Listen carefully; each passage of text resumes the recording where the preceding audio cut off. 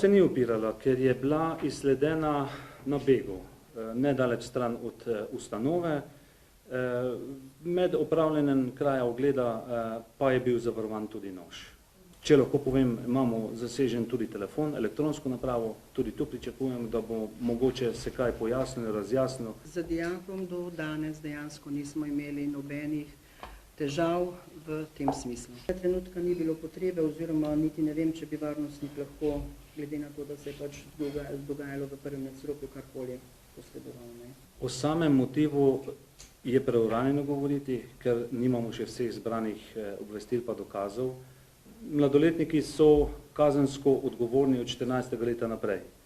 Zdaj, glede na to, da je bil osumljeni 15 let, je podvržen varstvu kot vsi ostali na podlagi zakona.